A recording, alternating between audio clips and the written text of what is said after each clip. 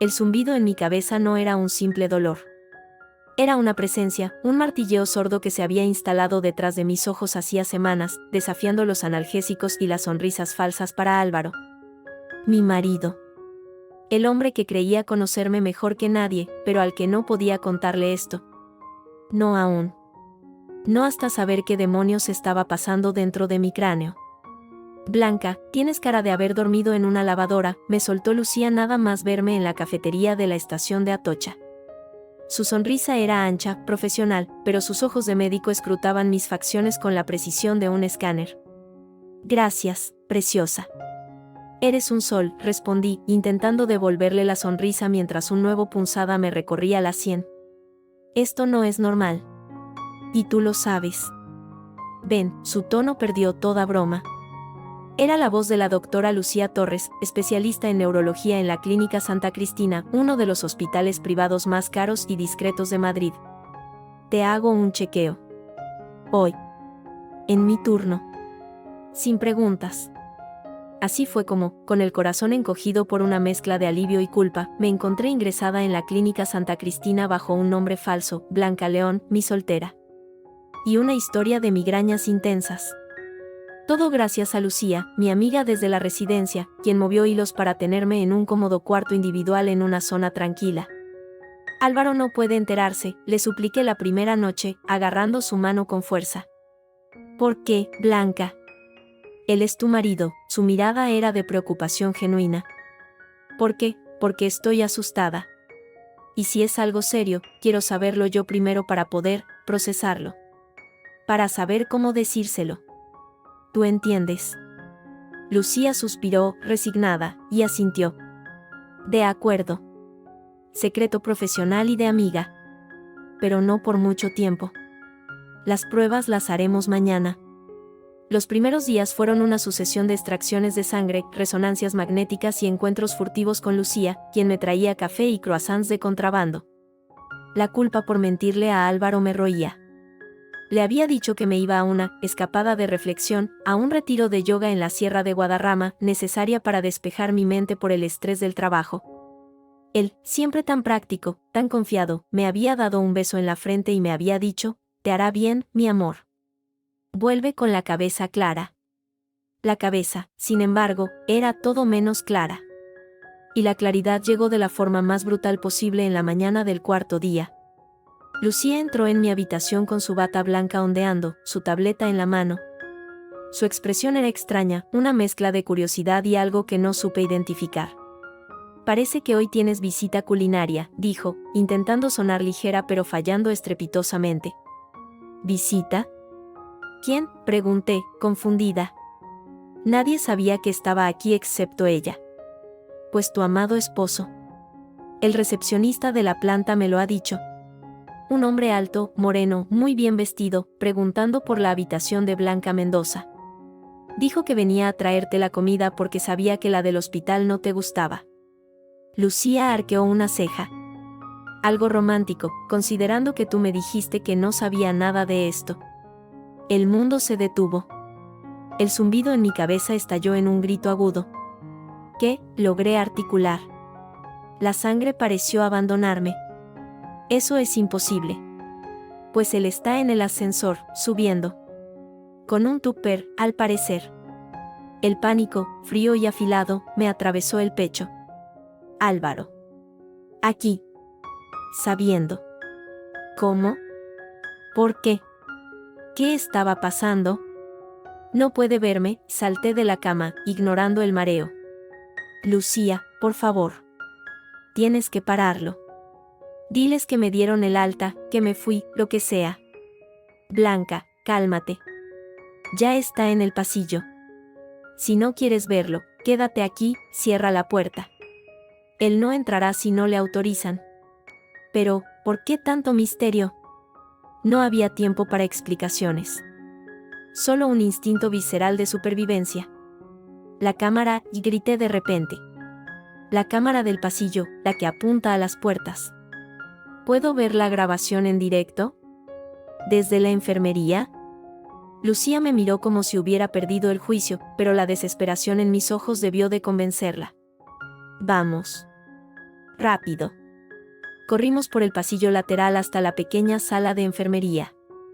En un monitor, varias ventanas mostraban las imágenes en blanco y negro de los pasillos.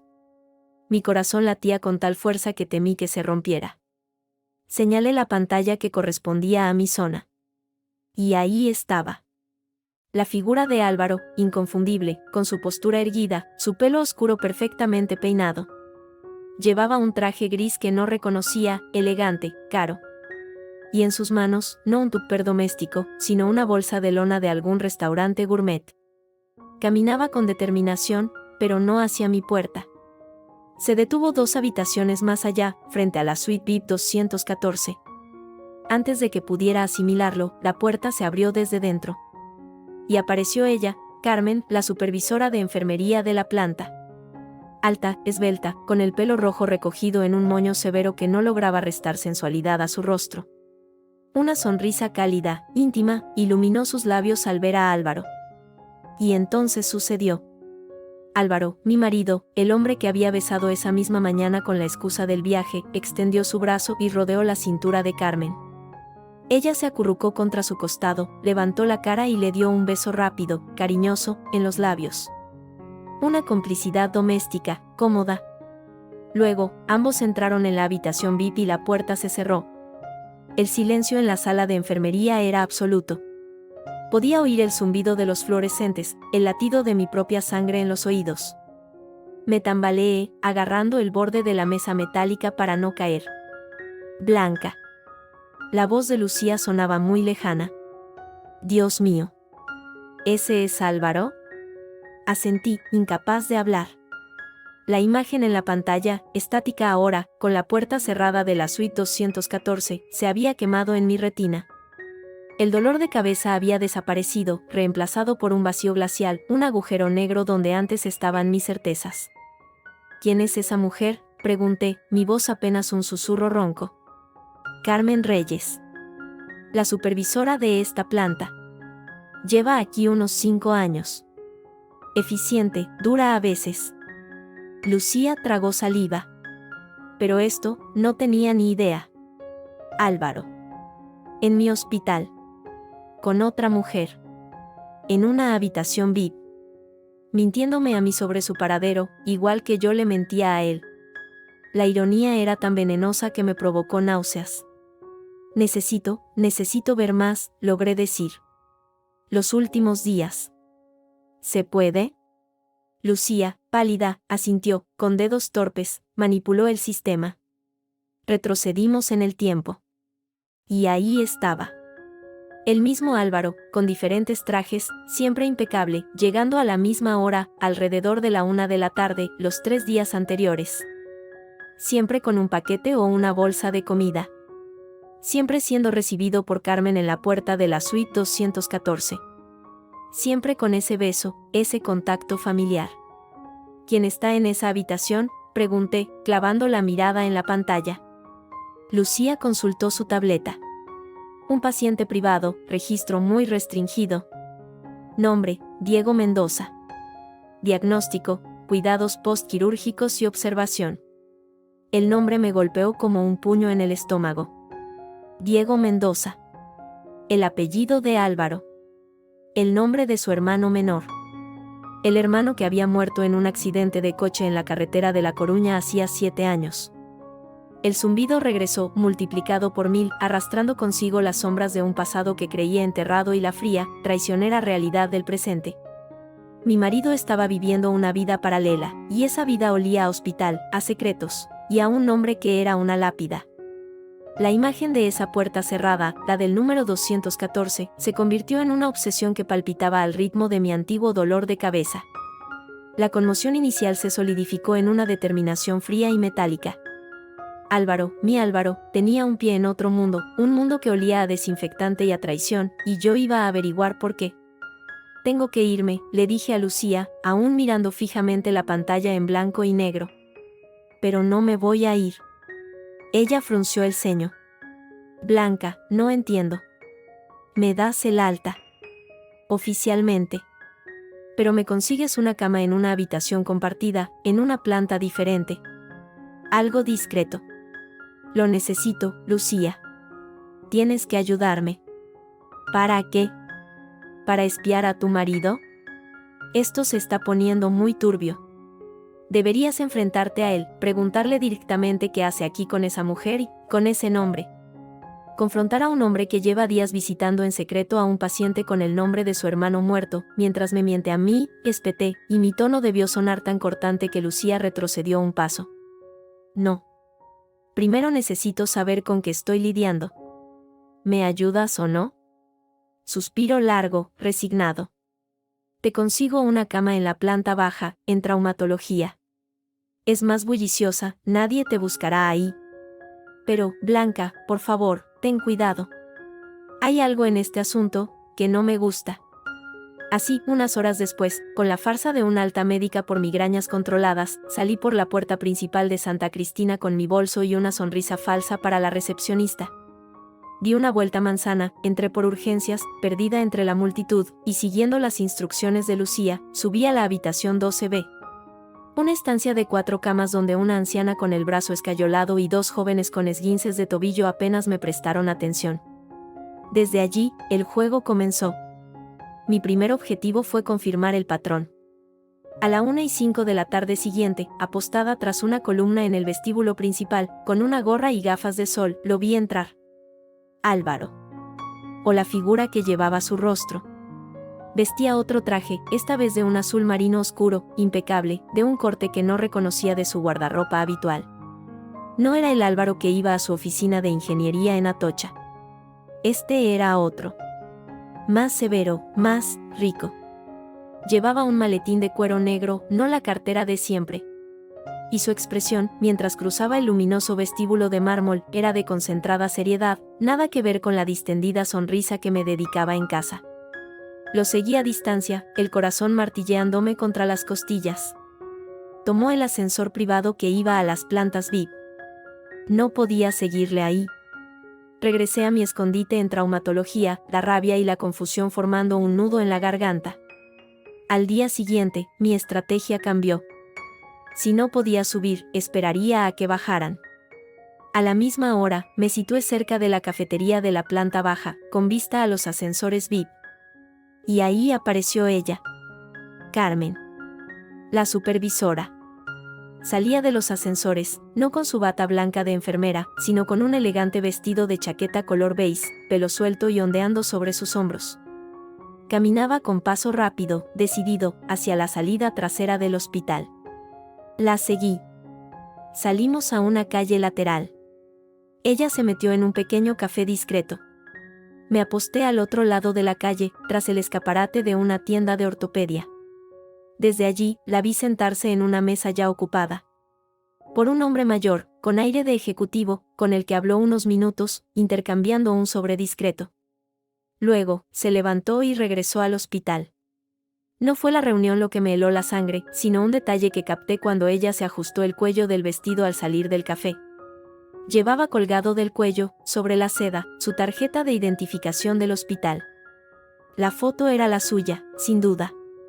Pero el nombre, en letras claras y mayúsculas desde mi ángulo con los prismáticos que había comprado, decía, Carmen Vargas. No Reyes. Vargas. ¿Por qué tenía un apellido diferente en su identificación? ¿Un error? No en un lugar como Santa Cristina. El instinto me gritó que no. Esa noche, en la habitación compartida, mientras las demás roncaban, me deslicé fuera. Lucía tenía guardia nocturna. La encontré en su pequeño despacho, con cara de cansancio y preocupación. Necesito que me digas todo lo que sepas de Carmen Reyes. O Carmen Vargas, dije sin preámbulos. Lucía se frotó los ojos. Blanca, esto no es una novela de espías. ¿Viste el apellido en su tarjeta? Es Vargas. No Reyes. Eso la hizo parpadear. Se quedó un momento en silencio, como sopesando algo. Mira, hay rumores. Rumores viejos. De cuando yo entré aquí, hace unos 6 años. Se decía que Carmen no había llegado por los cauces normales. Que tenía protección. ¿Protección? ¿De quién? Lucía bajó la voz aún más, aunque estábamos solas. Del director. Del antiguo director, don Rodrigo Márquez. Se rumoreaba que ella era, bueno, que eran amantes. Que él la colocó aquí, le dio ese puesto de supervisora. Era un hombre poderoso, muy bien conectado, pero también muy privado. De esos que hacen y deshacen a su antojo. El director, el nombre me sonaba. Rodrigo Márquez. Había leído sobre su muerte en la prensa económica hacía unos meses. Un infarto, según decían. Pero él murió. Sí. Hace unos 3 meses. Fue un shock para la clínica. Desde entonces, Carmen ha estado más sigilosa, pero su posición no se ha movido. Alguien sigue protegiéndola, supongo. O tiene algo con lo que protegerse a sí misma. 3 meses. Álvaro llevaba visitando la suite 214 varios días seguidos. La muerte del director. El hermano muerto vivo en los registros. Las piezas giraban en mi mente, sin encajar, formando figuras cada vez más ominosas. ¿Y el paciente? ¿Diego Mendoza? ¿Qué puedes averiguar? Eso es más difícil, admitió Lucía. El acceso a esa suite está restringido al máximo. Solo personal específico autorizado por la dirección médica. Ni siquiera yo, como neuróloga, tengo permiso. La ficha es un muro. Diagnóstico genérico, médico asignado, el doctor Silva, jefe de cirugía, y un montón de sellos de confidencialidad. Es como si el paciente no existiera, o como si fuera alguien a quien necesitan esconder, terminé yo. La mirada de Lucía fue de lástima y alarma. Blanca, esto huele muy mal. Si Álvaro está metido en algo relacionado con el viejo Márquez, con historias de identidades falsas y pacientes fantasmas. Lo sé, dije, y mi voz sonó extrañamente serena. Por eso no puedo confrontarlo aún. Necesito pruebas. Necesito saber qué hay en esa habitación. ¿Y cómo piensas hacerlo? No puedes colarte ahí. Hay cámaras por todos lados, y Carmen es como un halcón. No tenía un plan claro. Solo una desesperación creciente. Al día siguiente, de nuevo en mi puesto de observación, vi a Álvaro salir de los ascensores VIP a media tarde, solo. Parecía agitado, hablaba por el móvil con gesto serio. Se dirigió hacia los baños de caballeros del vestíbulo. Una idea temeraria, casi estúpida, cruzó mi mente. Esperé a que entrara. Tras asegurarme de que nadie me miraba, me acerqué a la puerta. Desde dentro llegaba el sonido de un grifo abierto. Respiré hondo y entré. Él estaba en uno de los lavabos, inclinado sobre el mármol blanco, salpicándose agua en la cara. Me vio reflejada en el espejo y se giró de golpe, los ojos abiertos por el más absoluto de los asombros. Blanca, su voz era un chirrido incrédulo. ¿Qué demonios haces aquí? El pánico me paralizó por un segundo. Pero entonces lo vi.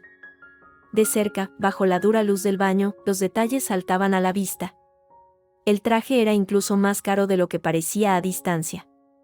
La corbata, de una seda opaca que no le gustaba. Y en la solapa, casi oculto, un pequeño pin dorado, un emblema que reconocí, el logotipo de la Fundación Márquez, la entidad benéfica ligada al antiguo director del hospital. Yo tenía una cita con una ginecóloga aquí, mentí, torpemente, el corazón en la garganta. ¿Y tú? ¿Qué haces en un hospital? ¿Te encuentras bien? Su sorpresa se transformó en una rápida máscara de irritación y algo más, nerviosismo, una visita de trabajo. Un contacto. Un posible cliente para la firma. No es importante, dijo, secándose las manos con brusquedad. Pensé que estabas en la sierra. Ya volví, dije, desafiante, midiendo su reacción. Hoy. Y he pensado en hacerme un chequeo general. Ya sabes, preventivo. Qué casualidad encontrarte. Sus ojos, esos ojos marrones que creía conocer, escudriñaron mi rostro buscando algo. Mentira, sospecha, no lo sabía. Sí. Qué casualidad, repitió, sin convicción. Mira, tengo que irme. La reunión. Aquí, en el hospital. Qué cliente tan peculiar, solté, incapaz de contenerme. Su rostro se endureció. Blanca, no empieces. Son asuntos de los que no entiendes. Volveré a casa tarde. No me esperes para cenar. Y sin más, esquivándome, salió del baño con paso rápido, dejándome sola con el eco del agua goteando y el olor de su colonia, una fragancia nueva, más intensa, que no era la que yo le compraba. No había conseguido información sobre la suite 214, pero había confirmado algo igual de importante: el hombre con el que había hablado estaba nervioso, mintiendo, y vestía los restos de un mundo que me era ajeno. El pin de la Fundación Márquez brillaba como una advertencia en mi mente. Esa noche, la desesperación me llevó a arriesgarme más. Sabía que a las 3 de la madrugada había un cambio en el puesto de seguridad de la planta VIP. Un breve lapso de unos minutos donde la vigilancia se relajaba. Lucía, con gran reticencia, me había dado los horarios. Vestida con unos pantalones oscuros y una sudadera, me deslicé por las escaleras de servicio hasta la planta tercera. El pasillo de las suites estaba en penumbra, solo iluminado por las luces de emergencia. Mi corazón latía tan fuerte que temía que se oyera. Avancé silenciosamente hasta la puerta de la 214. No había ventana, solo una pesada puerta de madera. Apoyé la oreja contra ella. Silencio. Un silencio absoluto, no el silencio de un sueño profundo, sino el silencio vacío de una estancia deshabitada. Me arriesgué a bajar el pomo. Cerrado con llave, por supuesto. Frustrada, estaba a punto de retroceder cuando mi mirada cayó en el carro de la limpieza, aparcado a mitad del pasillo. Y en él, colgada de un gancho, una bata blanca. Una bata de enfermera.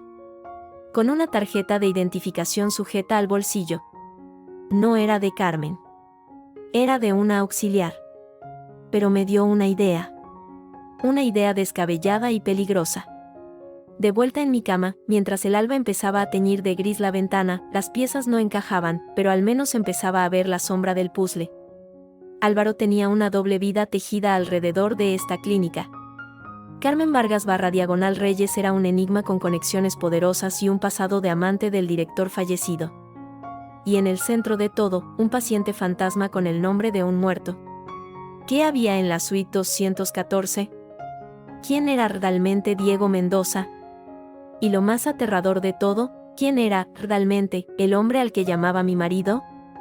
La bata blanca robada colgaba de mis hombros como una armadura de mentira. El distintivo de la auxiliar, una foto sonriente de una mujer llamada Elena, pesaba en mi bolsillo. Sabía que el truco era frágil. Si me cruzaba con alguien que realmente conociera a Elena, o con Carmen, todo se iría al infierno. Pero la necesidad de saber lo que había detrás de la puerta 214 era un fuego que quemaba más fuerte que el miedo. Mi oportunidad llegó 2 días después, en el turno de noche. Lucía, con los nervios de punta, me susurró que había visto a Carmen salir de su despacho con prisa, con el abrigo puesto, como si tuviera que irse urgentemente. Era mi ventana. Con la bata puesta y una tableta prestada de una sala vacía en las manos, caminé por el pasillo de la planta VIP fingiendo una seguridad que no sentía. El corazón me latía en los oídos. Al llegar a la 214, respiré hondo y apoyé la mano en el pomo. Cerrado. No esperaba otra cosa.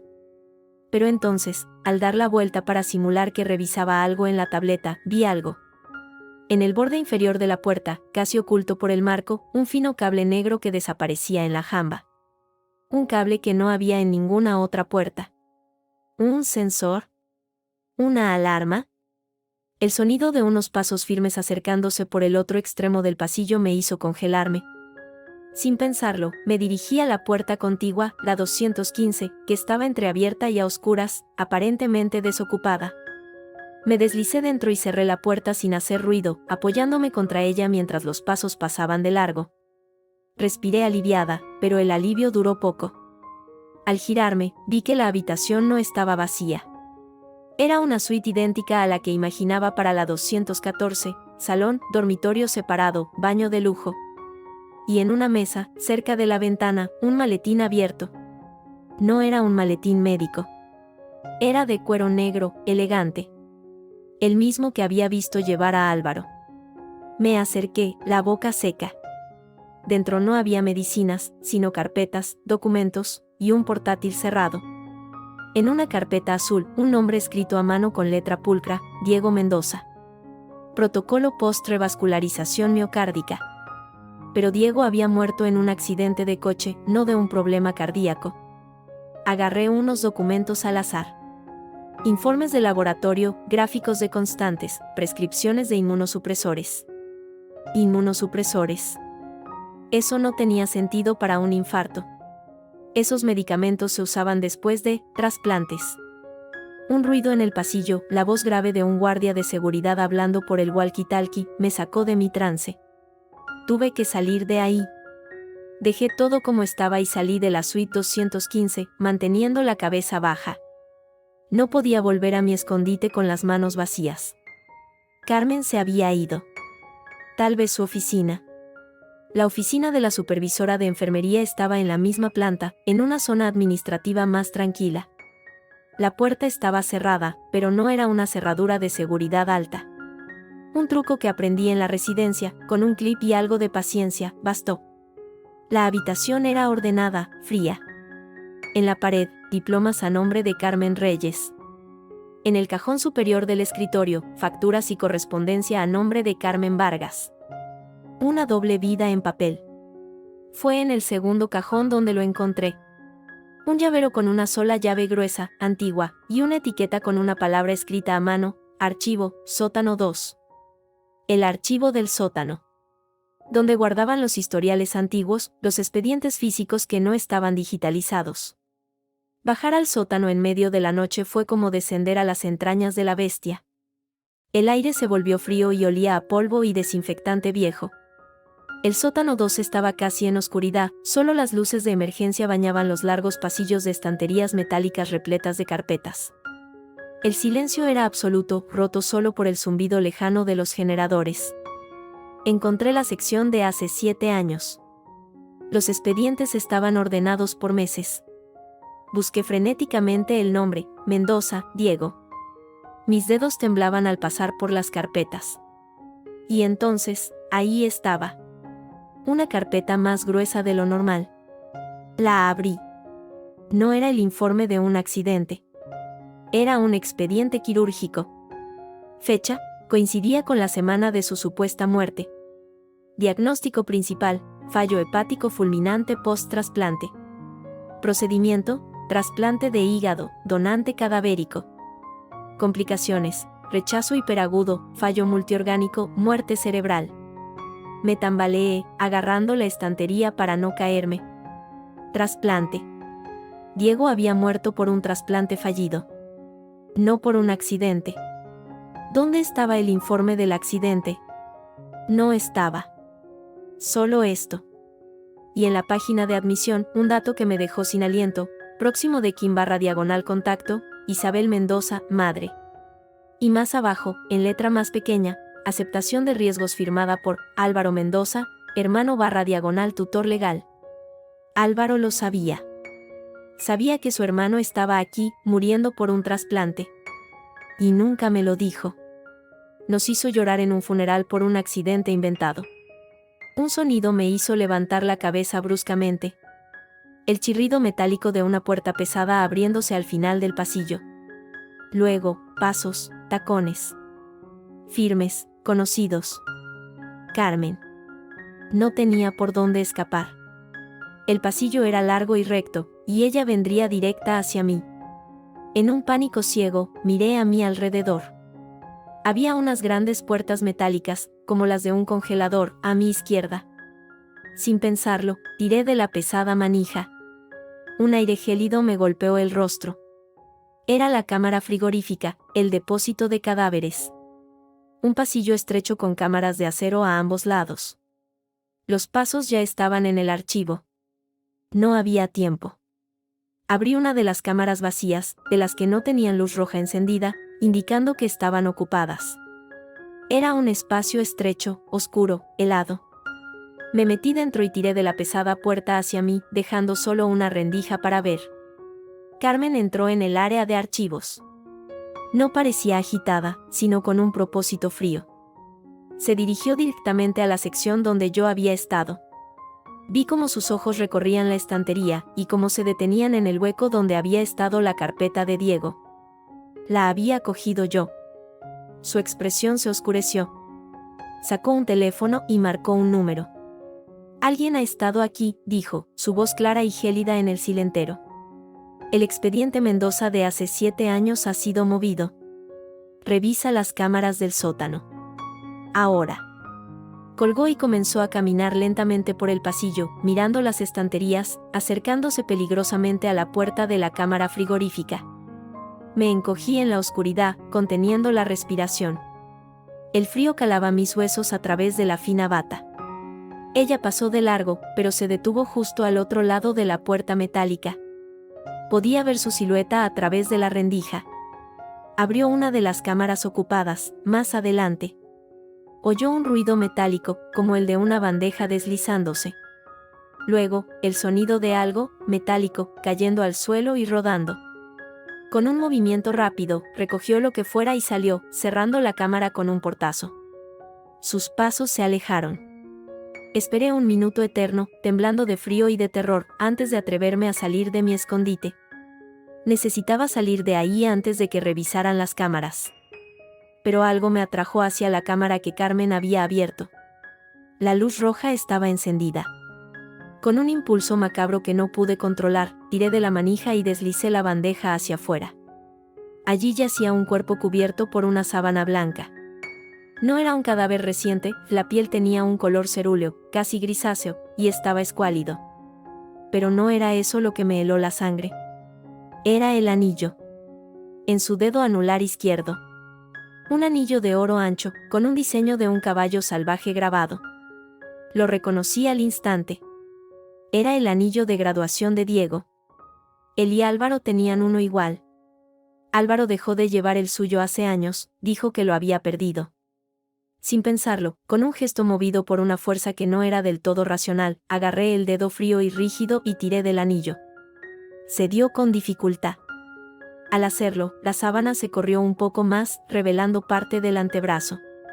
Y ahí estaba, claro a pesar de la palidez de la muerte, una cicatriz quirúrgica larga y tortuosa, fea, que iba desde la muñeca hacia arriba.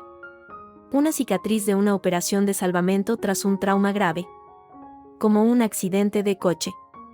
Un grito se ahogó en mi garganta. Era él. Era Diego. Su cuerpo estaba aquí, en este congelador, 7 años después de su supuesta sepultura. El sonido de la puerta principal del archivo abriéndose de nuevo, seguido de voces masculinas, me devolvió a la realidad. La seguridad. Metí el anillo helado en el bolsillo de la bata y, sin hacer ruido, cerré la cámara. Me deslicé por el otro extremo del pasillo de cadáveres, encontrando una puerta de servicio que daba a una escalera de hormigón. Subí las escaleras como alma que lleva el diablo, el frío del anillo quemándome a través de la tela. Cuando llegué a la planta baja y me mezclé con el trasiego de urgencias nocturnas, todavía temblaba. El peso del anillo en mi bolsillo era insoportable. No solo había descubierto la mentira sobre la muerte de Diego. Había descubierto que su cuerpo nunca fue enterrado. Y que mi marido, y su madre, lo sabían. ¿Qué había pasado realmente hace 7 años? ¿Y qué era lo que Álvaro y Carmen estaban protegiendo ahora en la suite 214, si el verdadero Diego Mendoza yacía congelado en el sótano? El anillo era la prueba. Una prueba de que nada de lo que me habían contado era cierto. Y de que el hombre al que amaba estaba enterrado hasta el cuello en una mentira tan profunda y fría como la cámara que acababa de abandonar. El anillo de Diego era un trozo de hielo vivo en mi bolsillo. Cada vez que mi dedo rozaba su metal frío a través de la tela, un escalofrío me recorría la espina dorsal. No era solo una prueba, era una profanación. Había arrancado un trozo de la muerte, de una muerte que nunca debió ser secreto. De vuelta en mi cama de la habitación compartida, fingiendo dormir mientras las demás pacientes roncaban, las imágenes se amontonaban en mi cabeza. No solo las del sótano, sino otras más antiguas, sepultadas durante 7 años y que ahora emergían con una claridad aterradora. El funeral, una lluvia fina y gris sobre el cementerio de la Almudena. Álvaro, de pie, rígido como un mástil, su mano apretando la mía con una fuerza que me dejó moratones. No lloró. No derramó una sola lágrima. Su dolor era seco, interior, un volcán de lava negra contenido bajo una corteza de mármol. Y luego estaba Isabel, mi suegra. Vestida de negro riguroso, el rostro sereno, casi impasible, bajo el velo. Recibía el pésame con un leve asentimiento, como una reina aceptando el tributo de sus súbditos. En ese momento, lo atribuí al shock, a la negación. Ahora, esa serenidad me parecía monstruosa. ¿Cómo podía una madre mostrar tal frialdad en el entierro de su hijo menor? Luego, en la casa de Isabel después del funeral, el aire olía a café y pastas de almendra. Álvaro y su madre se encerraron en el estudio durante horas. Yo, desde el salón, solo oía el murmullo bajo, grave, de sus voces. No sollozos, no lamentos. Una discusión, un debate tenso y acallado. Cuando salieron, los ojos de Isabel estaban rojos, pero secos. Y dijo algo que entonces me pareció extraño, pero que ahora resonaba como un badajo de campana funeraria: al menos ahora descansa en paz. Y nosotros tenemos que seguir. Por él. ¿Descansaba en paz? Su cuerpo estaba en un congelador, no bajo la lápida de mármol que visitábamos cada año el día de Todos los Santos. Necesitaba respuestas que el hospital no me daría. Y si Carmen Vargas /Reyes era el hilo que conectaba el pasado de Diego con el presente de Álvaro, su casa era el siguiente eslabón. Encontrar su dirección fue más fácil de lo que pensé. Lucía, con los nervios cada vez más destrozados pero atrapada en la lealtad de nuestra amistad, accedió a husmear en el sistema de personal. Carmen vivía en un apartamento en la calle Jorge Juan, un barrio caro, elegante. Demasiado caro para el sueldo de una supervisora de enfermería. Al día siguiente, con el alta definitiva falsificada en mi poder, salí de Santa Cristina sintiéndome como una fugitiva. Me cambié en un baño público, dejando atrás la ropa de hospital por unos vaqueros y una sudadera con capucha. El piso de Carmen estaba en un edificio señorial con portero. Esperé a que un repartidor saliera y me colé dentro, subiendo rápidamente las escaleras hasta el tercero. La cerradura era buena, pero no infranqueable. Otro truco de mi época de estudiante, cuando compartía piso y perdía las llaves con frecuencia, sirvió. Con un par de horquillas y unos minutos de tensión infinitos, el pestillo cedió. El interior era moderno, minimalista, frío. Muebles de diseño escandinavo, paredes blancas, nada personal. Parecía un escaparate, no un hogar. Registré el salón, la cocina impecable, sin encontrar nada. El dormitorio era igual de aséptico. Fue en el estudio, una pequeña habitación con un escritorio y una estantería, donde encontré la primera anomalía. Detrás de una fila de aburridos manuales de enfermería, había una caja fuerte empotrada en la pared, pequeña, digital. La combinación. Probé fechas obvias, la fecha de nacimiento de Carmen, según su falso perfil de LinkedIn, la del director Márquez, la encontré en un obituario online en mi móvil. Nada. Entonces pensé en Diego. La fecha de su muerte registrada, la del accidente. 070915, 7 de septiembre de 2015. Los dedos me temblaban al marcar los números, 0-7-0-915. Un clic suave. La puerta de la caja se abrió. Dentro no había joyas ni dinero. Solo documentos. Pasaportes. Uno a nombre de Carmen Reyes. Otro, más antiguo, a nombre de Carmen Vargas. Fotografías. Algunas de ellas con un hombre mayor, elegante, de pelo plateado, Rodrigo Márquez. En una de ellas, en un yate, ella sonreía abiertamente, él la miraba con posesividad. Y luego, una carpeta manila gruesa. La abrí. Era el diario de Diego. O, más bien, una libreta de notas con la cubierta de cuero gastada. En la primera página, su nombre escrito con la letra desgarbada que recordaba. Lo hojeé con un nudo en la garganta. Había anotaciones sobre sus estudios de derecho, citas con chicas, apuntes de fútbol, y luego, entradas más serias, más recientes antes de su muerte. Hablaba de su salud. El médico dice que el hígado está fastidiado. Demasiadas fiestas, dicen. Yo digo que mala suerte. Una entrada, fechada un mes antes de su muerte, me detuvo en seco. Hoy hablé con mamá. Está extraña. Muy insistente con lo del tratamiento especial, con la clínica privada. Dice que Álvaro está de acuerdo, que él organiza todo. Que el doctor Márquez es el mejor. Álvaro no me mira a los ojos desde hace semanas. Sé que discuten por dinero. Por mí. Me siento como una carga. ¿Y como un cobaya, tratamiento experimental? Suena a película de miedo. Pero mamá dice que es la única esperanza. La única esperanza.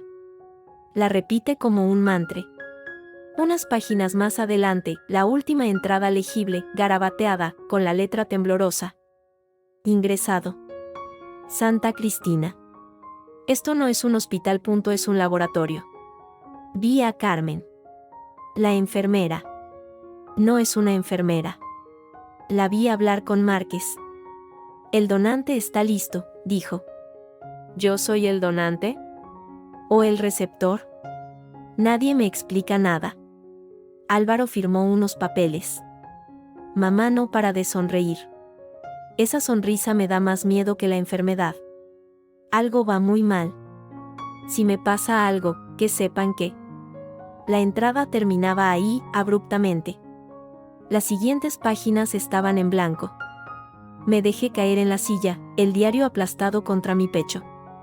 El corazón me latía con furia. El donante está listo. Diego tenía miedo. Isabel y Álvaro lo presionaron, lo metieron en esto. ¿En qué? Un tratamiento experimental, un trasplante ilegal. ¿Y Carmen? No es una enfermera. ¿Qué era entonces? Cogí el diario, los pasaportes, algunas fotos comprometedoras. Las metí en mi mochila. Estaba a punto de cerrar la caja fuerte cuando vi, en un rincón, un pequeño pendrive de metal. Lo cogí también. Luego, borré mis huellas lo mejor que pude y salí del apartamento, sintiendo que cada sombra en el rellano me observaba. En la calle, la luz del día me pareció violenta, irreal. Tenía que confrontar a Álvaro. Ahora. Con el diario en la mano. Con la verdad helada del anillo en mi bolsillo. Tomé un taxi a casa, a nuestro piso en el barrio de Salamanca. Durante el trayecto, las palabras de Diego danzaban en mi mente. Mamá no para de sonreír. Esa sonrisa me da más miedo que la enfermedad. Recordé la serenidad de Isabel en el funeral. No era shock. Era alivio. ¿Alivio de qué? Al entrar en el edificio, noté algo raro. Un olor a humo, leve pero perceptible, en el vestíbulo. Subí en el ascensor con el presentimiento apretándome el estómago. Al abrir la puerta de casa, el olor era más fuerte, acre, mezclado con el aroma a madera quemada. Álvaro, llamé, mi voz temblorosa. No hubo respuesta. Avancé por el pasillo. El olor venía del salón. La puerta estaba entreabierta. La empujé. La escena que vi me paralizó. Álvaro estaba de espaldas a mí, arrodillado frente a la chimenea. No había fuego encendido, pero en el hogar de mármol negro ardían unas llamas anaranjadas y voraces. No quemaban leña. Estaba quemando papeles. Montones de papeles, carpetas. Y en sus manos, en el momento justo en que yo entraba, sostenía un cuaderno de tapa azul, gastado, familiar. El cuaderno azul donde Álvaro solía anotar sus cosas del trabajo, sus pensamientos. Lo que yo siempre llamaba su diario de ingeniero. Lo arrojó a las llamas. No, grité, lanzándome hacia la chimenea. Él se giró, sobresaltado, sus ojos oscuros dilatados por el pánico y la sorpresa. Su rostro, tan querido, me resultó de repente la máscara de un extraño. Blanca, ¿qué haces aquí?, exclamó, poniéndose de pie rápidamente, interponiéndose entre yo y el fuego. ¿Qué estás quemando?, chillé, intentando esquivarlo para rescatar algo, cualquier cosa, de las llamas que ya lamían la tapa azul, ennegreciéndola, haciendo que las páginas se rizaran y volaran en fragmentos de ceniza. Nada importante. Viejos papeles del trabajo, dijo, agarrando mis brazos con fuerza para apartarme. Mientes, forcejeé, la rabia venciendo al miedo. He estado en el hospital, te he visto, con Carmen. ¿Quién es Diego? ¿Álvaro? ¿Quién está en esa habitación?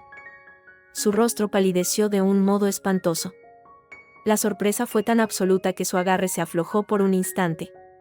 Fue suficiente para que yo, con un impulso desesperado, me abalanzara hacia la chimenea y, con la punta de un atizador, sacara lo que quedaba del cuaderno ardiendo.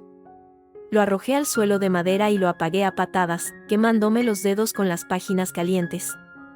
Lo que quedaba era irreconocible. Trozos carbonizados, frases sueltas que ya no tenían sentido. Pero en el borde de una página, medio quemada, vi unas letras que se habían salvado por casualidad. No podía decirle a Blanca. El riesgo era demasiado grande. Diego lo entendió. O eso creo. Dios, espero que lo entendiera. Levanté la mirada hacia él. Las lágrimas me nublaban la visión, pero no de tristeza, sino de furia, que hizo entender a Diego, Álvaro, que lo ibais a matar en una mesa de operaciones, que ibais a robarle los órganos. No sabes de lo que hablas, rugió, y por primera vez en los 12 años que llevábamos juntos, vi verdadero terror en sus ojos. No ira, sino terror puro. Sal de esto, Blanca, olvida lo que has visto. Es por tu propio bien. Mi bien, repetí, con una risa amarga, mi bien es que mi marido viva una doble vida con una enfermera falsa y visite a un fantasma con el nombre de su hermano muerto. Mi bien es que mi suegra sonriera en el funeral de su hijo porque estaba aliviada de que su cadáver acabara en un congelador. El nombre de Isabel lo golpeó como una bofetada. Retrocedió un paso, su respiración se volvió agitada. No, no involucres a mi madre. Esto es mucho más grande que tú, que yo, ¿Qué dinero, es eso? ¿El viejo Márquez os pagó por el cuerpo de Diego? Espeté, sacando el anillo helado de mi bolsillo y sosteniéndolo frente a su cara. ¿Por esto? ¿Por un anillo y un cadáver escondido? Al ver el anillo, el rostro de Álvaro se descompuso. Una máscara de dolor, de culpa, de algo tan profundo y oscuro que por un segundo me dio lástima. Extendió la mano, temblorosa. Dame eso. No deberías tenerlo. ¿Por qué? ¿Por qué prueba que mentiste, que todos mentisteis? Guardé el anillo. He leído el diario de Diego, Álvaro. Sé que tenía miedo. Sé que tú y tu madre lo presionasteis para ese tratamiento. ¿Qué fue? ¿Un trasplante fallido? ¿O algo peor? Él cerró los ojos, como si no pudiera soportar verme. Cuando los abrió, ya no había terror. Solo una fatiga infinita, y una determinación fría. Blanca, escúchame. Hay cosas, hay historias que es mejor dejar enterradas. Diego está muerto. Lo que pasó, pasó. Yo hice lo que tenía que hacer. Para proteger a mi familia. Para protegerte. ¿Protegerme? ¿De qué? De la verdad, susurró. Y luego, su expresión cambió de nuevo, endureciéndose. Se acercó, y su tono fue bajo, peligroso. Dame el diario. Y el anillo. Ahora. Y promete que dejarás esto. Que te olvidarás del hospital, de Carmen, de todo. ¿O qué? Desafié, aunque el temor comenzaba a filtrarse entre la rabia. No respondió. Solo me miró, y en esa mirada ya no vi al hombre al que amé. Vi a un extraño capaz de quemar su pasado, de esconder cadáveres, de aliarse con mujeres como Carmen. Vi al hermano que firmó los papeles que llevaron a Diego a la muerte. Vete, Blanca, dijo finalmente, su voz plana, agotada. Vete de la casa. Ahora. Y no vuelvas. No hasta que esto termine. Termine qué, y grité, pero él ya se daba la vuelta, caminando hacia el dormitorio y cerrando la puerta de un portazo. Me quedé de pie en medio del salón, con el olor a ceniza y traición impregnando el aire, con los restos carbonizados del cuaderno azul a mis pies, y con el frío del anillo de un muerto quemándome la palma de la mano. No me estaba echando. Me estaba expulsando de mi propia vida. Para proteger su secreto. O para protegerme a mí de él. Salí de la casa tambaleándome. No sabía a dónde ir. Solo sabía que tenía un diario, un anillo, y un marido que prefería verme lejos antes de contarme la verdad. Y que, en algún lugar de la clínica Santa Cristina, un hombre con el nombre de un muerto ocupaba una suite VIP. Y Carmen Vargas, la amante de un director difunto y la cómplice de mi marido, guardaba más secretos en su caja fuerte. Tenía que volver al principio. Al hospital. A la única persona que, tal vez, aún podía ayudarme a entender el horror en el que me había sumergido. A Lucía. Pero una voz en mi interior, la misma que me había llevado a husmear en el sótano, me susurraba una pregunta aterradora: ¿hasta dónde llegaría Lucía para ayudarme, y de qué lado estaba realmente? Las sombras del pasado no solo eran largas, eran voraces. Y acababan de devorar mi presente. El zumbido regresó, pero esta vez no era un simple dolor. Era un martilleo sordo, arraigado en el lugar donde el miedo y la traición se habían fusionado en mi cráneo. Vagaba por las calles del barrio de Salamanca, la mochila con el diario de Diego y el anillo pesando como losas, el olor a ceniza de mi antigua vida todavía pegado a mi ropa. No podía ir a un hotel, Álvaro podría buscarme. No podía llamar a ninguna amiga común. Solo me quedaba una persona, o eso creía. Lucía. Tenía que contarle todo. Necesitaba su calma, su lógica médica, para descifrar el horror que se estaba desarrollando. Llamé desde un teléfono público: Lucía, soy yo. Necesito verte. Ya. Media hora después, me colaba de nuevo en Santa Cristina, esta vez por la puerta de personal, guiada por ella. Me llevó a una pequeña sala de descanso vacía. Me senté, temblando, y vomité la historia: las visitas de Álvaro, la doble identidad de Carmen, el cuerpo en el sótano, el diario, la escena de la quema, mis propias mentiras. Lucía escuchó, pálida, su mirada profesional fija en mí, evaluando cada palabra. Cuando terminé, se levantó y cerró la puerta con llave. Blanca, esto es. Dios mío, se pasó una mano por el pelo. Lo del anillo, el diario, tienes pruebas físicas. Pero el cuerpo, tenemos que denunciarlo. No, la agarré del brazo. No todavía. Álvaro dijo que era para protegerme. ¿De qué? ¿Quién está en la suite 214? Si Diego está muerto, necesito saberlo primero. Esto es una locura, tu marido está metido en algo que huele a tráfico de órganos, a encubrimiento de homicidio, susurró furiosamente. ¿Y Carmen? Dios, Carmen, siempre supe que había algo oscuro en ella, pero esto... Tengo que entrar en esa suite, dije, tercamente. Imposible. La seguridad se ha duplicado desde lo del archivo. Carmen está como una víbora, alerta. ¿Y Álvaro? Blanca, si él es capaz de todo esto, ¿qué te hace pensar que no te hará daño si te atrapa husmeando? En ese momento, el dolor en mi cabeza estalló en una punzada cegadora. Grité, agarrándome el cráneo. El mundo giró. Vi las luces fluorescentes difuminarse, oí la voz preocupada de Lucía como desde el fondo de un pozo. Blanca. Tu presión está por las nubes. Esto es una crisis hipertensiva, posiblemente por el estrés. Tienes que estar en observación, ahora. No pude protestar. Las fuerzas me abandonaron. Lucía, con fuerza de médica, me sostuvo y me guió por pasillos laterales hasta una habitación de observación aislada en su propia planta de neurología. No era el lujo de las suites VIP, era una celda blanca y estéril. Te voy a poner algo para calmarte y bajar la presión, dijo, preparando una jeringuilla. Yo apenas podía enfocar. La habitación tenía un olor extrañamente dulce, medicinal. Me pinzó en el brazo. Sentí el líquido fresco subir por mi vena. Descansa, Blanca. Yo, voy a buscar ayuda. Esto se nos ha ido de las manos, murmuró, pero su voz sonaba extraña, distante. Mis párpados pesaban.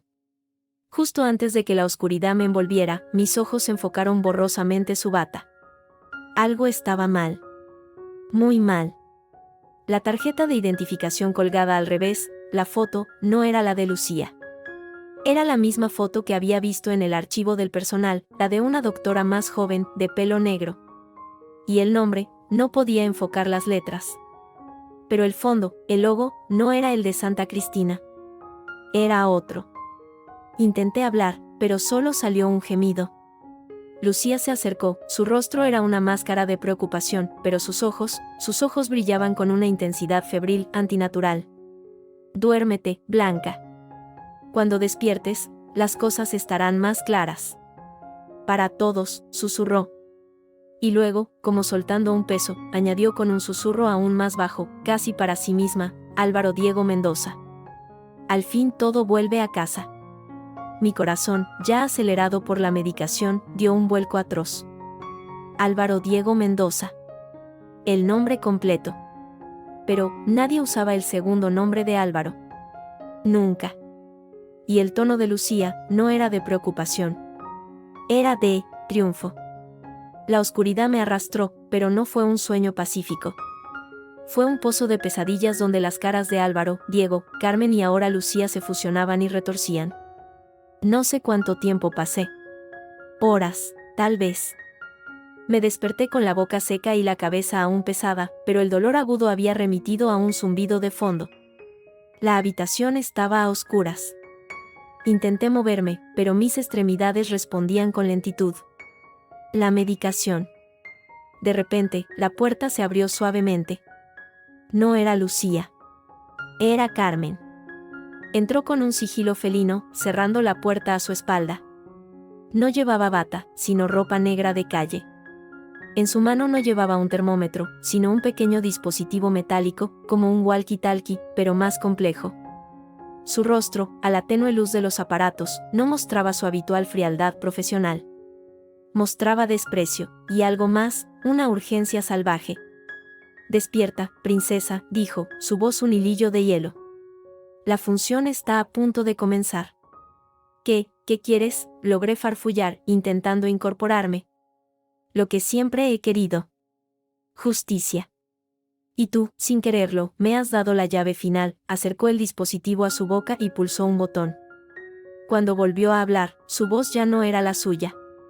Era una voz grave, masculina, terriblemente familiar. La voz de Álvaro. «Blanca, cariño, estoy en el parking. Subo ahora con la comida». La grabación, corta y clara, resonó en la habitación silenciosa. Era idéntica a la voz que había escuchado por teléfono innumerables veces. Mi sangre se heló. «¿Lo ves?», dijo Carmen, recuperando su propia voz, un esbozo de sonrisa cruel en sus labios. «Tu marido, tan solícito. Una pena que sea solo un archivo de audio y un buen transmisor de frecuencia del sistema interno del hospital. Fácil de manipular cuando tienes los códigos de acceso correctos, o cuando te los da alguien de dentro». «Lucía», la palabra me salió como un suspiro aterrado. Carmen soltó una risa breve, amarga, la brillante doctora Torres. «Sí.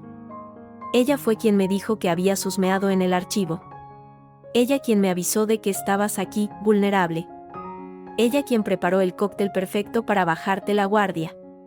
Pero no por la razón que crees». Se acercó a la cama, mirándome como a un insecto fascinante. «Lucía no es solo tu amiga la neuróloga. Es Lucía Márquez Torres. La hija ilegítima de Rodrigo Márquez, el difunto director. La hija a la que él nunca reconoció en público, pero a la que puso aquí, en un puesto privilegiado, para calmar su conciencia, y para tenerla vigilada». El mundo volvió a tambalearse.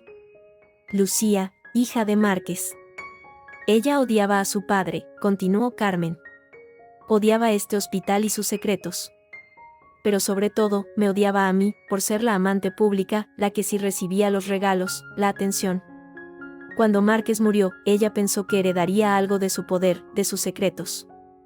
Pero él no le dejó nada. Solo a mí. A mí me confió las llaves de todo. Y ella no pudo soportarlo. Carmen apoyó una mano fría en mi frente, inmovilizándome. «Tu amiga Lucía descubrió hace meses lo de Diego. No los detalles, pero sí que algo muy sucio había pasado aquí hace 7 años. Y decidió usar esa información. Su plan era simple, sembrar la duda, hacer que alguien externo, alguien con conexión, removiera el avispero. Y tú, la esposa del gran Álvaro Mendoza, fuiste el cebo perfecto. Ella te animó a investigar, te dio acceso, te susurró rumores, todo para que llegaras hasta aquí, hasta mí, y destaparas el escándalo que arruinaría el legado de su padre y me hundiría a mí. Lo que no contaba era con que tú fueras tan persistente. O con que Álvaro estuviera tan desesperado». «¿Y la suite 214? Pregunté, luchando contra el pánico. «¿Quién está ahí?». Carmen negó con la cabeza, casi con lástima. «Nadie, Blanca. Nadie vivo. Es una suite vacía, usada como oficina privada por Márquez. Y ahora, por mí. Allí guardo los registros verdaderos, los que no están digitalizados. Los que prueban lo que él y tu familia política hicieron. Álvaro no venía a visitar a un paciente. venía a suplicarme, a amenazarme, a intentar comprar mi silencio sobre lo de Diego. Por eso los tupper, los trajes caros, era su teatro para moverse por aquí sin levantar sospechas, para negociar conmigo. Él pensaba que yo solo quería dinero. Pero yo quiero algo más. Su rostro se endureció. Yo quiero ver a Isabel Mendoza en la cárcel. Y a Álvaro con ella. Ellos entregaron a Diego a Márquez para un trasplante ilegal, con un órgano robado Dios sabe dónde. Diego murió, y ellos lo cubrieron con la farsa del accidente. Márquez pagó su silencio con dinero y con protección. Yo estaba enamorada de ese hombre viejo y poderoso. Estúpida, ¿verdad? Y cuando murió, me dejó a merced de estos buitres. Pero también me dejó las pruebas. Ahora entendía todo. La doble vida de Álvaro no era un romance, era una misión desesperada de contención.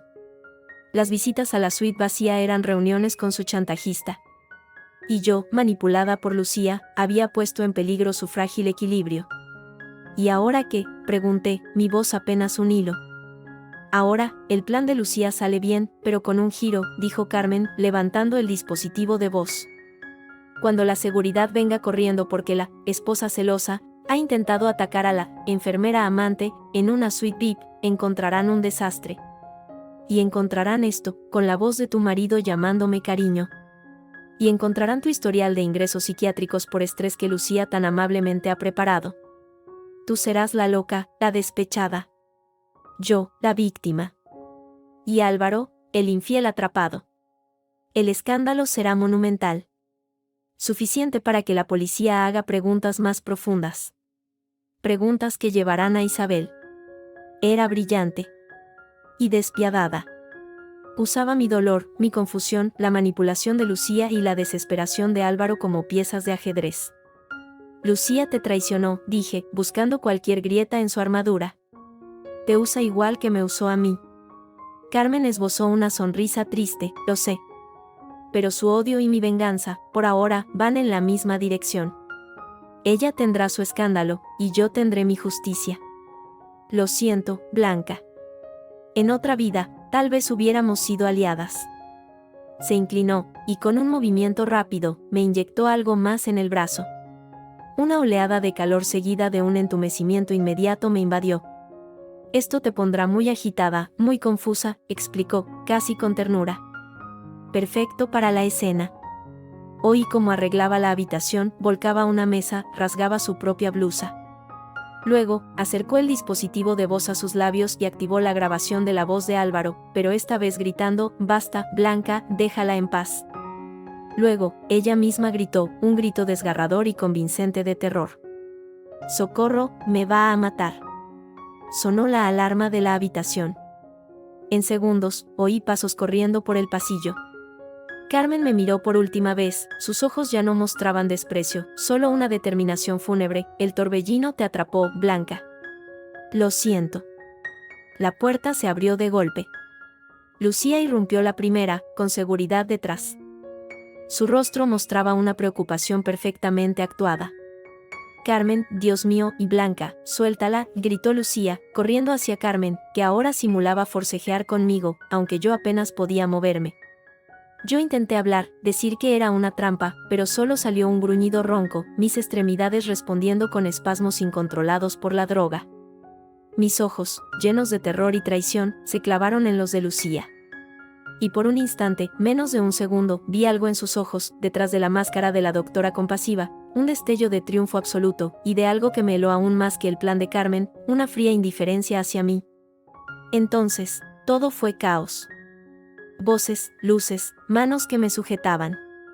Sobre el alboroto, la voz grave y distorsionada de Álvaro salió una vez más del dispositivo que Carmen había dejado caer estratégicamente. Esto es un infierno. ¿Se lo llevan? Tengo que irme. Y en medio del tumulto, mientras me inmovilizaban en la camilla, alcancé a ver a Carmen, la víctima, siendo consolada por Lucía, intercambiando una mirada fugaz pero intensa. No era la mirada de dos enemigas. Era la mirada de dos cómplices que acaban de ejecutar la jugada maestra. La traición no venía solo de mi marido y de una enfermera ambiciosa. Venía de la persona en quien más había confiado. Lucía no solo me había usado como peón. Me había sacrificado sin pestañear. El torbellino no solo me había atrapado. Me había destrozado. Y ahora, arrastrada por la corriente, solo podía esperar estrellarme contra las rocas de un escándalo que yo misma, manipulada, había ayudado a crear. El caos era un animal vivo que respiraba a mi alrededor. Voces superpuestas, manos que me sujetaban con una fuerza impersonal, el brillo cegador de las luces del techo pasando sobre mí mientras la camilla rodaba por pasillos interminables. La droga que Carmen me inyectó nublaba mis pensamientos, pero no mi terror. Veía sus ojos, los de Lucía, mirándome desde arriba, no con preocupación, sino con la fría evaluación de un cirujano observando un tejido infectado que debe ser extirpado. Agitación psicótica inducida por estrés, escuché que Lucía decía con voz clínica a alguien. Necesita contención y sedación. Prepárenle la habitación de aislamiento en la tercera ala. La tercera ala. La zona psiquiátrica de contención. Un agujero negro del que podría no salir. Intenté gritar, decir que era una trampa, pero mi lengua era un pedazo de trapo pesado, y los sonidos que salían eran guturales, de animal acorralado. Mis espasmos, inducidos por la droga, solo confirmaban su diagnóstico ante los ojos de los auxiliares que me sujetaban. Justo cuando atravesábamos las puertas batientes que separaban la zona de neurología del vestíbulo principal, un nuevo estruendo se sumó al caos. Un portazo violento, pasos precipitados que resonaban en el mármol, y una voz que conocía mejor que la mía, pero distorsionada por una furia primaria, estalló en el espacio. «Suéltenla, quítense de en medio». Era él. Álvaro. O la figura que llevaba su rostro. Apareció como un torbellino, su traje gris desteñido y desordenado, el pelo revuelto, los ojos inyectados en sangre. No parecía el hombre calculador y serio de las últimas semanas. Parecía un desconocido salvaje, desesperado. Carmen, que caminaba detrás de mi camilla con la blusa rasgada y una mueca de victoria, se interpuso. «Álvaro, controla a tu mujer, que ha intentado matarme». «Cállate, bruja», rugió él, empujándola a un lado con tal violencia que Carmen cayó contra la pared. La seguridad, confundida, se tensó. Lucía dio un paso al frente, alzando las manos. «Álvaro, por favor, cálmate. Blanca está enferma. Ha tenido una crisis. Debemos ayudarla». «Ella es la que necesita ayuda, la que está detrás de todo», gritó Álvaro, señalando a Carmen con un dedo tembloroso. Sus ojos se encontraron con los míos, y por un segundo, vi algo más que desesperación, un dolor genuino, una súplica. «Blanca, lo siento. Lo siento por todo». Pero en ese momento de distracción, Carmen, desde el suelo, aprovechó. Con un movimiento rápido y sorprendentemente ágil para alguien que acababa de ser atacada, se abalanzó no hacia Álvaro, sino hacia mí. No llevaba un arma. Llevaba algo peor, una jeringuilla precargada que sacó de la manga de su blusa rota. «Si no puedo tener justicia, que al menos tenga venganza», aulló, y su brazo se arqueó para clavar la aguja en mi cuello. Todo sucedió en una fracción de segundo. Álvaro reaccionó como un resorte. Se lanzó sobre ella, agarrando su muñeca con ambas manos. Forcejearon una lucha silenciosa y brutal junto a mi camilla.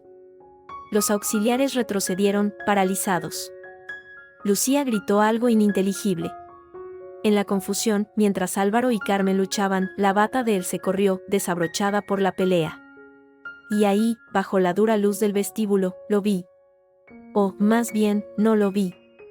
En su hombro izquierdo, donde Álvaro, mi Álvaro, tenía una marca de nacimiento distintiva, una mancha marrón en forma de hoja de arce, no había nada. Solo piel lisa y blanca. El mundo se detuvo. El zumbido de la droga, los gritos, todo se desvaneció en un silencio atronador. Mis ojos, nublados, se clavaron en ese hombro. No había marca. No podía ser. «Tú no eres Álvaro», y logré escupir, la voz ronca pero clara. La pelea se congeló. El hombre que sujetaba a Carmen se volvió hacia mí, su rostro una máscara de pánico y angustia. Carmen, aprovechando su distracción, se zafó y retrocedió, jadeando, pero una sonrisa triunfal y amarga retorció sus labios. Por fin, susurró ella, limpiándose sangre del labio. «La esposa ve la verdad». En ese momento, nuevas figuras irrumpieron en el vestíbulo. No eran seguridad del hospital. Eran policías. Y a la cabeza, una mujer de unos 40 años, con un abrigo de cuero y una mirada que lo escrutaba todo de un vistazo. Era la inspectora Sofía Ruiz. Alto, policía, su voz, autoritaria, cortó la tensión como un cuchillo. ¿Quién puede explicarme qué demonios está pasando aquí? Hubo un momento de silencio cargado. Lucía fue la primera en reaccionar, adoptando de nuevo su tono profesional, aunque su rostro estaba pálido. Inspectora, soy la doctora Lucía Torres. Esta es una paciente en medio de una crisis psicótica que ha atacado a un miembro del personal. Este hombre, señaló al falso Álvaro, ha agravado la situación. Ella miente, gritó Carmen, señalando ahora a Lucía, ellos están conspirando, es la hija de Márquez, quiere destruir el hospital. Basta, la inspectora Ruiz levantó una mano. Su mirada recorrió la escena, a mí, inmovilizada y drogada, al hombre que decía ser mi marido, con el rostro desencajado, a Carmen, desaliñada y furiosa, a Lucía, fría y calculadora. Sacó su radio, necesitamos refuerzos y una ambulancia. Y nadie se mueve de aquí. Mientras la policía empezaba a separarnos y a tomar declaraciones a los atónitos auxiliares, la inspectora se acercó a mí. ¿Usted es Blanca Mendoza? Asentí con dificultad. ¿Puede identificarme a estas personas?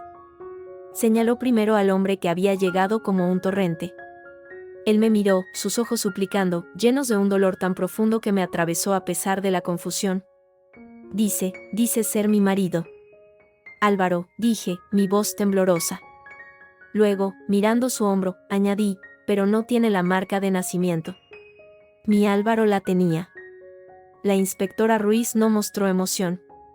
Asintió y se volvió hacia él. ¿Nombre completo? El hombre cerró los ojos un instante, como si una batalla interna hubiera terminado. Cuando los abrió, había una resignación infinita en ellos. Diego, susurró. Luego, con más fuerza, Diego Mendoza. Un murmullo recorrió el vestíbulo. Carmen soltó una risa corta, histérica.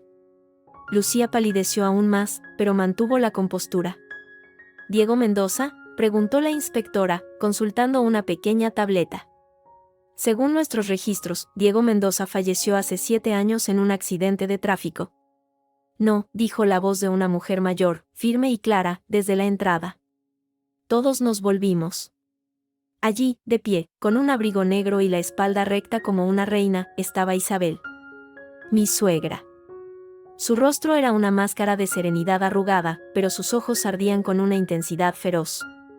No murió en ningún accidente, continuó, caminando hacia nosotros con paso medido. Su mirada se posó en el hombre que decía llamarse Diego, y en sus ojos hubo un destello de algo indescifrable, amor, dolor, culpa. Mi hijo Diego sobrevivió. A duras penas, pero sobrevivió. El que murió fue Álvaro. El silencio que siguió fue absoluto. Podía oír el latido de mi propio corazón en mis oídos. El que murió fue Álvaro. Las palabras resonaban, imposibles, monstruosas.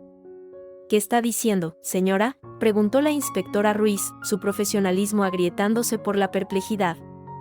Isabel respiró hondo, como si llevara años preparándose para este momento. Hace 7 años, mis 2 hijos estaban en un accidente. Álvaro, el mayor, murió en el acto. Diego quedó destrozado. Quemaduras graves, trauma facial, necesitaba cirugías reconstructivas, trasplantes. Rodrigo Márquez, el director de esta clínica, nos ofreció una salida. Una salida desesperada. Podía salvar a Diego, darle una nueva cara, una nueva identidad, pero a un precio. Un precio muy alto. Acordamos que Diego tomaría el lugar de Álvaro. La vida de Álvaro, su identidad, su trabajo, su esposa, sus ojos se encontraron con los míos, y por primera vez vi un atisbo de algo parecido a la vergüenza. Era la única manera de pagar los tratamientos, de darle un futuro.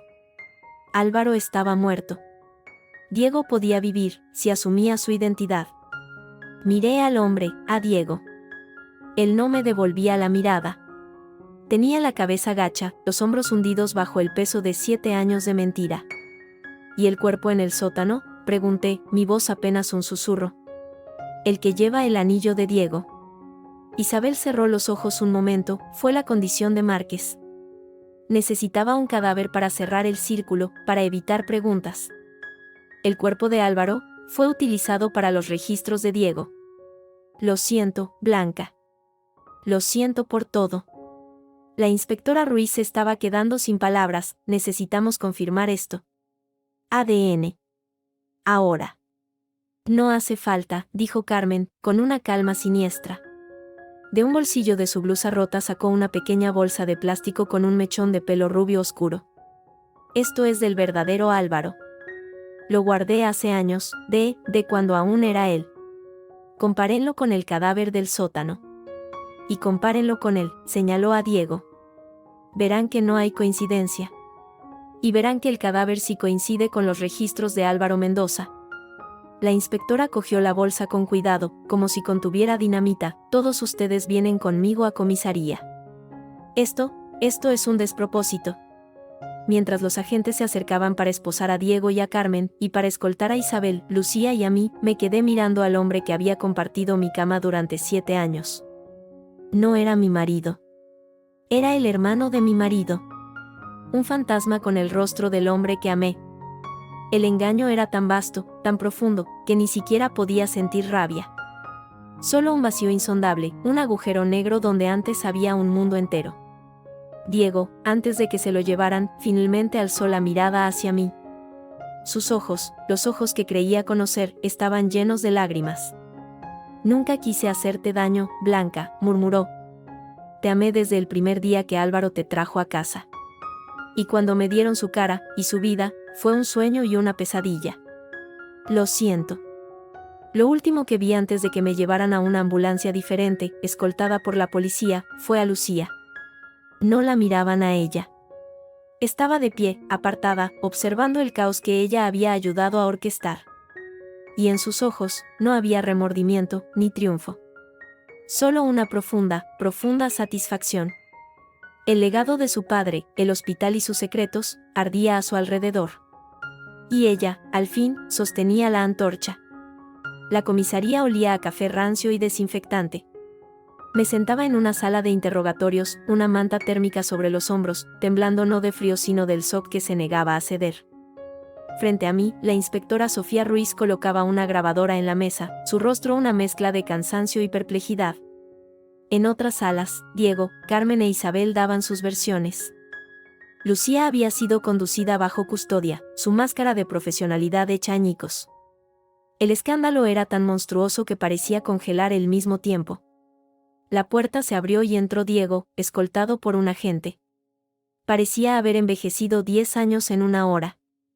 Ya no llevaba el traje caro, sino un suéter simple. Cuando nuestras miradas se encontraron, fue como mirar a un fantasma con los ojos de mi marido. «Puedo», murmuró, mirando a la inspectora. Ella asintió, con gesto severo. Blanca, su voz era la de Álvaro, pero el tono, la cadencia, eran ligeramente distintos. Un eco perturbador. Sé que no hay palabras. Pero necesito que sepas la verdad. Toda. Inspiró profundamente, el accidente fue real. Íbamos en el coche, Álvaro y yo. Él conducía. Un camión se saltó un stop. Álvaro murió al instante. Yo quedé atrapado, con quemaduras horribles, huesos rotos, daños internos. Mi hígado estaba destrozado. Hablaba con los ojos fijos en la mesa, como si reviviera una película en su mente. Mamá enloqueció de dolor. Pero no por los dos. Solo por mí. Álvaro era el perfecto, el exitoso, el que tenía una vida por delante. Yo era el problemático, el que siempre metía la pata. Pero yo era el que sobrevivió. Y ella no podía perder también al hijo, fracasado.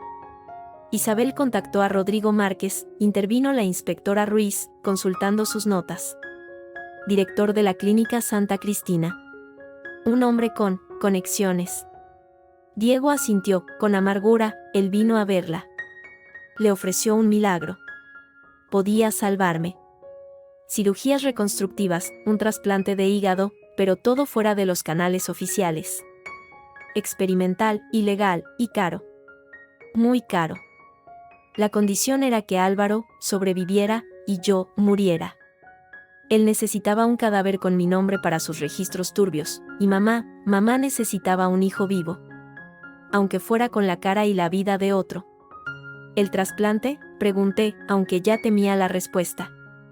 Diego palideció. El órgano no vino de una lista de espera. Márquez tenía un suministro de personas sin recursos, inmigrantes, desesperados. A veces los donantes no sobrevivían a la extracción. Lo supe después, cuando ya era demasiado tarde. Una lágrima surcó su mejilla. Álvaro estaba muerto. Yo quería vivir.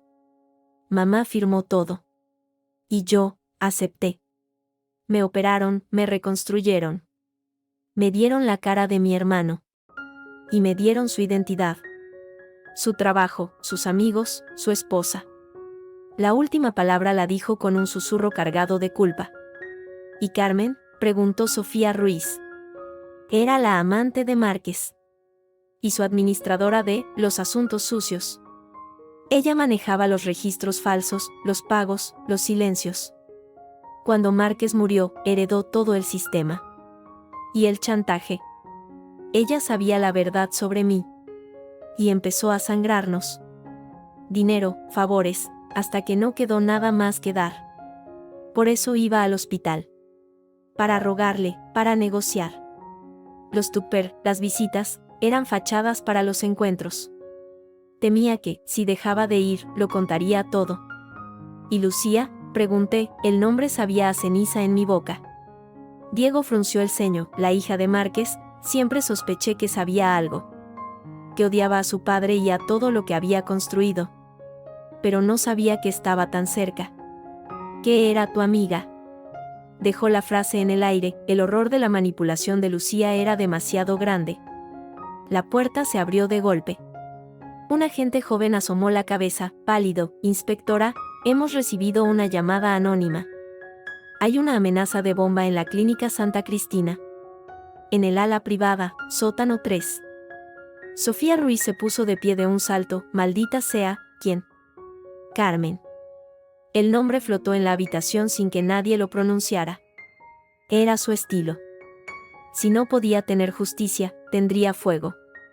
Tenemos que ir, dijo la inspectora. Tú, señaló a Diego. Te quedas aquí. Blanca, tú también. No, dije, levantándome. La debilidad había sido reemplazada por una determinación febril. Voy con ustedes. Sé dónde está el sótano 3. Sé lo que puede haber allí. Sofía quiso protestar, pero vio algo en mis ojos que la hizo dudar. Asintió, vamos. Pero se queda detrás de mí. El regreso a Santa Cristina fue una pesadilla de luces azules y sirenas. La policía ya había evacuado la parte pública, pero el ala privada, con sus pasillos laberínticos y accesos restringidos, era un caos. Carmen, según el personal que la había visto, había entrado hacía media hora, diciendo que iba a buscar unos documentos personales antes de declarar. Nadie la había detenido. ¿Quién detiene a una supervisora? Bajamos al sótano 3, un nivel por debajo incluso del archivo. Era una zona de almacenamiento técnico, tuberías, generadores. Y, como descubrí entonces, la ubicación del antiguo quirófano privado de Márquez, el que usaba para sus operaciones ilegales. El olor a gas era fuerte, punzante, incluso antes de abrir la pesada puerta blindada. Carmen estaba dentro. Había destrozado el lugar. Archivos esparcidos por el suelo, equipos médicos caros rotos. Y en el centro, varios cilindros de gas médico abiertos, el contenido silbando al escapar. En su mano, sostenía un encendedor. «Alto, Carmen, suéltelo», gritó Sofía, desenfundando su arma. Carmen se volvió. Sus ojos estaban vidriosos, fuera de la realidad, demasiado tarde. Todo esto debe arder, la herencia de Rodrigo, su sucia fortuna, su mentira de hospital, arderá conmigo. No, otra voz, desgarrada, gritó desde la puerta. Era Isabel. Había salido de la comisaría detrás de nosotros, desesperada. Su serenidad de hierro se había resquebrajado, mostrando a una mujer anciana y aterrada. Carmen, por favor, ¿ya hay registros ahí? Pruebas de lo que le hicieron a mi hijo. A tu hijo, escupió Carmen, a tus hijos, vendiste a uno para salvar al otro, eres tan monstruosa como Rodrigo, todos sois monstruos. Su pulgar se cernía sobre la rueda del encendedor. Mamá, no, y gritó Diego, que también había llegado, sujeto por 2 agentes. En el caos, mi mirada se desvió hacia los archivos esparcidos. Uno, abierto por una patada de Carmen, tenía un sello que decía, Proyecto Lázaro. Y debajo, una lista de nombres. Uno saltó a la vista, Lucía Márquez Torres. Transferencia de embrión criopreservado. Código donante, MZ451. MZ. Las iniciales de mi suegra, Isabel Mendoza de Zafra. Un escalofrío me recorrió, transferencia de embrión, ¿de quién? ¿Por qué el código de Isabel? Carmen rió, un sonido demente, ¿ves, Isabel? ¿Ves lo que tu amado Rodrigo hacía con tu ADN? Experimentos, quería jugar a ser Dios hasta el final, y Lucía no es solo su hija. Es su campo de pruebas. Isabel siguió su mirada hacia el archivo. Su rostro se descompuso en un horror absoluto, más profundo incluso que cuando confesó el cambio de identidad. No, susurró. Me dijo que eran para investigación, para curar a Diego. Fue ese momento de distracción, de horror compartido, el que Carmen aprovechó. Encendió el encendedor. La pequeña llama azul pareció congelar el tiempo. «Tírense al suelo», gritó Sofía. Pero antes de que el pulso de Carmen pudiera soltar la llama hacia el gas, Isabel se movió. No hacia atrás, sino hacia adelante. Con una fuerza sobrehumana para su edad, se abalanzó sobre Carmen, no para detenerla, sino para empujarla con todo su peso hacia el interior de la sala, lejos de la puerta, hacia el chorro de gas más grueso. «Blanca, cierra la puerta», me gritó Sofía, que ya se lanzaba al suelo. No pensé. Actué. Con un impulso desesperado, agarré el borde de la pesada puerta blindada y la empujé con todas mis fuerzas, mientras retrocedía en el pasillo. La última imagen que vi antes de que la puerta se cerrara fue la de Isabel, abrazando a Carmen como en un abrazo mortal, sus ojos, llenos de un odio infinito y una extraña paz, clavados en los míos. Y la pequeña llama azul, cayendo de la mano de Carmen hacia el suelo. El boom no fue explosivo, sino sordo, profundo, como si la tierra gruñera.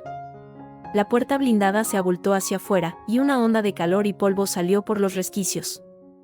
Las luces parpadearon y se apagaron, dejándonos en una oscuridad polvorienta, con el sonido de las alarmas antiincendios llenando el aire. Me desplomé contra la pared, tosiendo. Sofía se incorporaba, hablando por la radio. Diego gritaba el nombre de su madre, su voz quebrándose en la oscuridad. Isabel había hecho lo único que le quedaba, borrar la evidencia y, tal vez, expiar una mínima parte de su culpa. Salvando, irónicamente, a la nuera a la que había mentido durante 7 años. Cuando las luces de emergencia se encendieron, iluminando el pasillo lleno de humo, supe que una parte de la verdad había muerto con ellas en ese sótano. Pero otra parte, la más fría y perversa, acababa de salir a la luz. El proyecto Lázaro. El embrión. Lucía no solo era la vengativa hija de Márquez. Era algo más. Y yo tenía su archivo quemado en la retina. La herencia de Márquez no era solo dinero sucio y órganos robados. Era una cadena de vidas manipuladas, unidos por su ambición de jugar a ser Dios.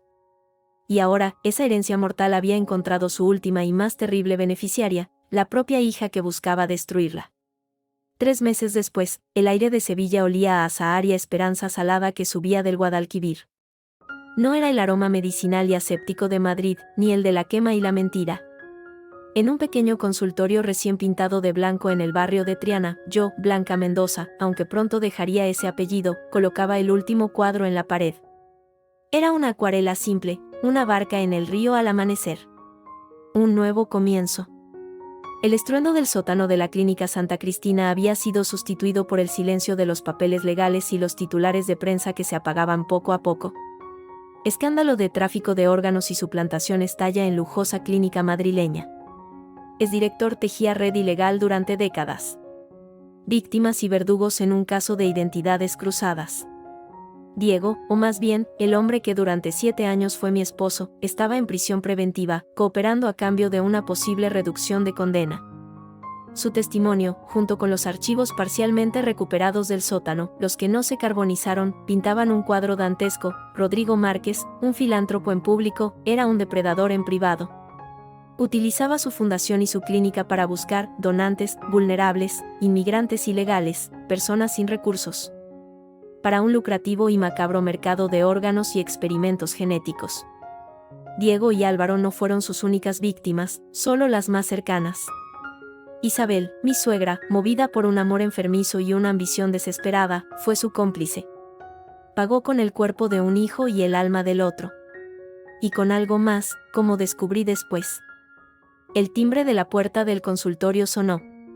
Era la inspectora Sofía Ruiz, con su habitual abrigo de cuero a pesar del calor sevillano. Traía bajo el brazo una carpeta amarrada y una bolsa de plástico transparente. Blanca. Tienes buen aspecto, dijo, con una sonrisa cansada pero genuina. Se respira mejor aquí, respondí, invitándola a pasar. Le serví un café, y nos sentamos frente a la ventana que daba a la calle soleada. Traigo noticias, dijo, colocando la carpeta sobre la mesa. Y algo que pertenece a la persona que fue tu marido. Abrió la bolsa. Dentro, cuidadosamente envuelto en un paño, estaba el anillo de boda. No el de compromiso, sino la alianza simple de oro que Álvaro, Diego y yo intercambiamos. Tenía una forma delicada de paloma con las alas extendidas. Un diseño que yo elegí. La paloma de la paz, le dije entonces. La ironía era un sabor amargo en la boca. Lo encontramos entre sus efectos personales, explicó Sofía. Pensé que te gustaría tenerlo. Para cerrar el círculo, o lo que sea. No lo toqué. Solo lo miré. Ese anillo había estado en la mano de un hombre que amé, pero que nunca existió. En la mano de un hermano destrozado que interpretó un papel hasta olvidar quién era. ¿Y las noticias?, pregunté, desviando la mirada del oro. Sofía suspiró. Se ha dictado prisión incondicional para Diego por suplantación de identidad, fraude y complicidad después de los hechos. La sentencia será larga, pero su cooperación ha destapado toda la red de Márquez. Eso cuenta. De Carmen e Isabel, poco queda que decir. La autopsia confirmó que la muerte fue instantánea. El fuego consumió casi todo, pero no los cilindros de gas. La explosión fue más por deflagración que por combustión abierta. Una muerte rápida, al menos. Asentí. No sentía alegría, ni siquiera alivio. Solo un vacío enorme. Isabel, con su último acto, había intentado, de una forma retorcida y terrible, redimirse. Salvarme a mí, la nuera a la que engañó, para salvar la memoria del hijo que perdió primero, Álvaro, el verdadero. ¿Y Lucía? La pregunta me salió en un susurro. El rostro de Sofía se ensombreció. La doctora Márquez Torres está en la unidad de psiquiatría de máxima seguridad del Hospital Gregorio Marañón. No será juzgada. No está en condiciones. ¿El embrión?, pregunté, recordando el sello, Proyecto Lázaro, y el código MZ-451.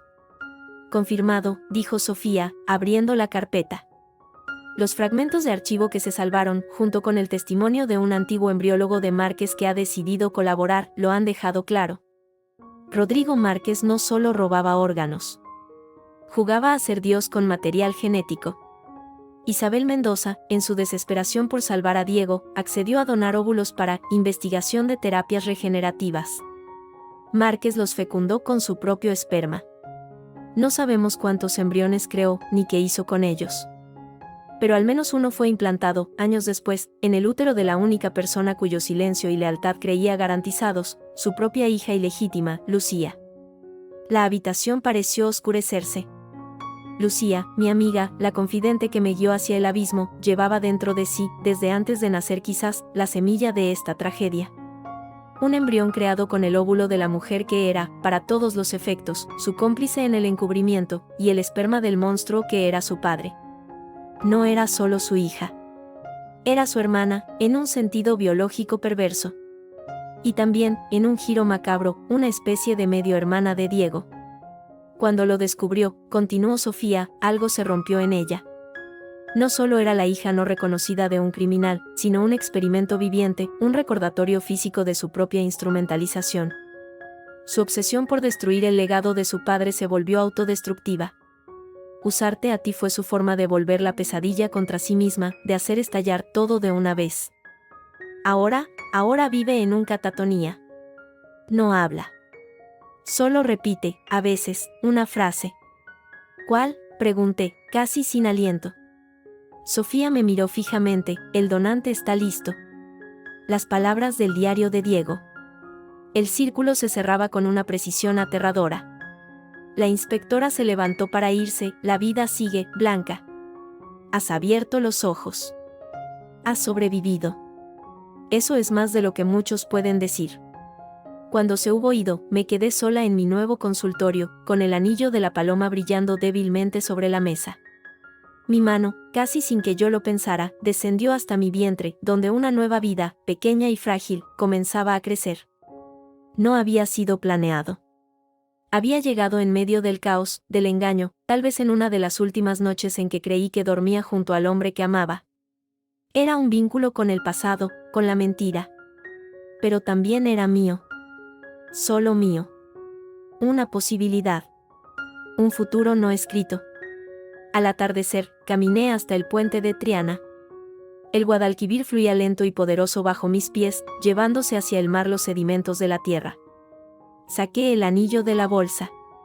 La paloma de oro parecía querer alzar el vuelo. No sentía ira, ni siquiera tristeza ya. Solo una aceptación profunda, serena. No era un anillo de boda. Era un artefacto de una guerra en la que fui un peón. Un recordatorio de un amor que fue real para mí, pero que se construyó sobre el cadáver de otro. Abrí la mano. La brisa cálida de Sevilla acarició mi palma. Y luego, con un gesto suave, dejé caer el anillo. Cayó girando, atrapando por un instante el último rayo de sol, antes de desaparecer en las aguas oscuras del río con un suave plop. No hubo drama. Solo un adiós silencioso. A Álvaro, el hombre que nunca conocí. A Diego, el hombre que no pudo ser. A la Blanca que creyó en palomas de paz. Desde el puente, una bandada de palomas reales, de carne y hueso, levantó el vuelo desde los tejados, sus alas batiendo contra el cielo teñido de naranja y púrpura. Eran libres, caóticas, vivas. Yo, Blanca, también lo era. Con un nombre por rehacer, una vida por delante y el latido de un nuevo corazón creciendo dentro de mí. No era un final feliz. Era un comienzo verdadero. Y a veces, eso es todo lo que se puede pedir después de que el mundo se desmorone, la oportunidad de construir algo nuevo sobre las ruinas, sin olvidar lo que cayó, pero sin dejar que te ate al suelo. Las palomas volaban hacia el sur. Yo, por primera vez en mucho tiempo, respiraba mirando hacia adelante.